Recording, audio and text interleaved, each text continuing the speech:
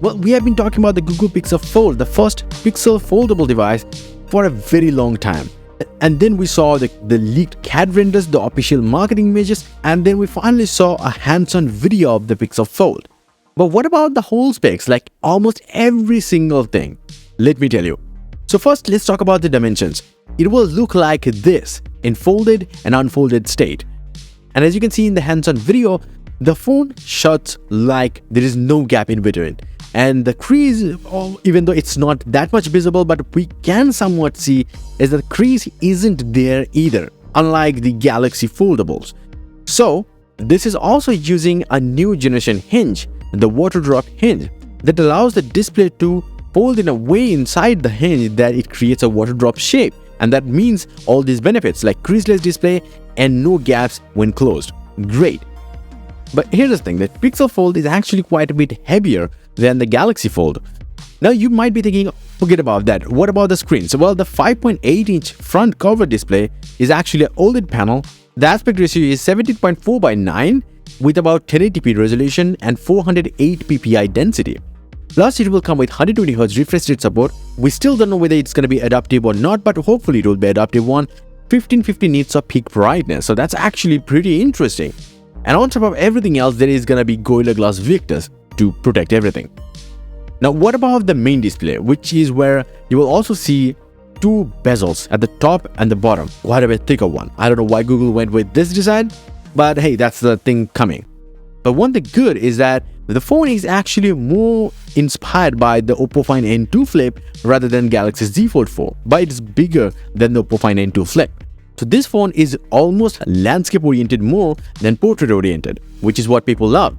It will have a 7.6-inch internal folding OLED display with 6:5 aspect ratio, 2208 by 1840 pixel resolution, 380 ppi density, 120Hz adaptive high refresh rate, and 1450 nits of peak brightness with plastic protective layer on top, because the screen is after all made by Samsung. So yeah. So even though the bezels might disappoint a lot of people, but Google making a foldable, like stock Android, foldable experience, tablet-like UI, that's gonna be interesting. But not just that, it will also come with the Tensor G2 processor. Now the G2 processor isn't exactly a massively powerful processor, but it certainly is capable one. But not as good as the latest Snapdragon processors or even the upcoming ones, forget about them. Now if you don't know about the Tensor G2 processor, let me tell you.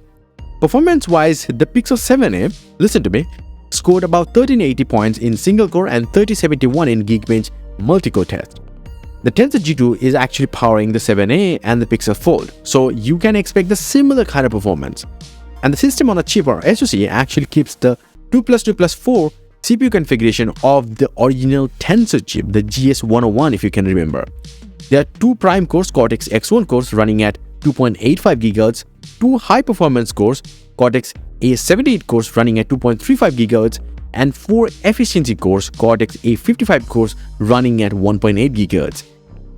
Alongside all these six, you will also get the Mali G710 as the GPU unit.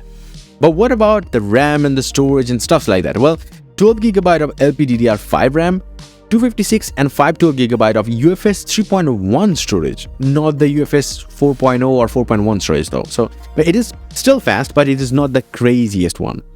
The typical battery capacity is gonna be 4821 mAh, 30 watt of fast charging capabilities, and maybe there is gonna be wireless charging capabilities, but we don't know. But at the back, there is a new kind of camera visor. It looks much more mature one though. This one actually contains a 48 megapixel primary rear camera with f1.7 aperture, 82-degree field of view and 0.8 micrometer size pixels, and it's a 1/2-inch sensor. And then there is going to be a 10.8 megapixel ultra-wide angle camera, f2.2 aperture, 121-degree field of view, 1.25 micrometer size pixels, and a 1/3-inch sensor. But that's not where it ends though. There is also a 10.8 megapixel teleporter camera, dual pixel technology, f3 aperture, 21.9-degree field of view, 1.2 micrometer size pixels, 1/3.1-inch sensor, and it will come with a 5x optical zoom. So definitely you can expect some hybrid zoom like super res zoom up to, I don't know, 10x, 20x. There is gonna be two selfie cameras, 9.5 megapixel front-facing camera, dual pixel technology, f2.2 aperture, 84-degree field of view, 1.22 micrometer size pixels on the cover screen. On the main display or the folding display though, on top of the bezel, there is going to be a selfie camera. And it's going to be an 8 megapixel camera, f2 aperture, 84-degree field of view, 1.12 micrometer size pixels. Now that's not only it. It is one big good thing. It will come with IPX8 water resistant rating. Now, not a lot of foldable phones actually come with IPX8 or any kind of dust and water resistant rating or any kind of IP rating at all, but this one will come with it. So actually great.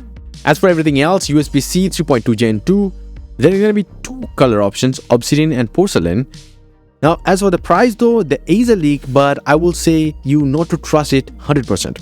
It's about $17.99 for the base model, the 256GB model, and $19.20 or $19.19 for the higher end 512GB model. So let me know your thoughts in the comment section below. What do you think about the Pixel Fold and the starting price, the rumored starting price? And yes, if you want, you can get some crazy cool wallpapers up on my website, a link down below. Until the next one, bye and take care.